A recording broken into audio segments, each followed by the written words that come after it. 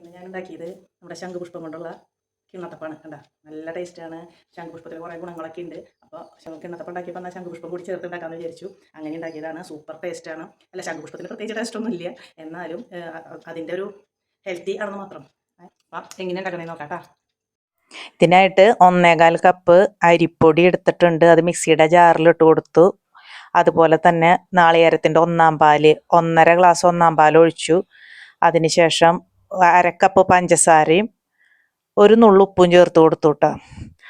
അതിന് ശേഷം നമ്മൾ ബാക്കി 1/2 ഗ്ലാസ് ഒഴിച്ചത് ശംഖുപുഷ്പത്തിൻ്റെ ജ്യൂസാണ് ഒഴിച്ചു കൊടുത്തത്. ഇത്തിരി കുറുക്കിയെടുത്തതാണ് കേട്ടോ, തിളപ്പിച്ച് കുറുക്കിയത്.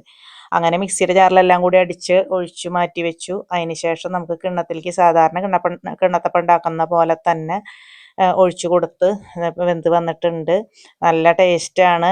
ഇപ്പോൾ എന്താ പറയുക, നല്ല ടേസ്റ്റാണ്, ഹെൽത്തിയാണ്, നല്ലതാണ് ശംഖുപുഷ്പം കഴിക്കുന്നത്.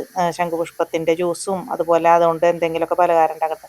അപ്പോൾ എൻ്റെ വീഡിയോ ഇഷ്ടമായാൽ കമൻറ്റ് ചെയ്യാനോ ലൈക്ക് ചെയ്യാനോ ഷെയർ ചെയ്യാനോ ഒന്നും മറക്കരുത് കേട്ടോ.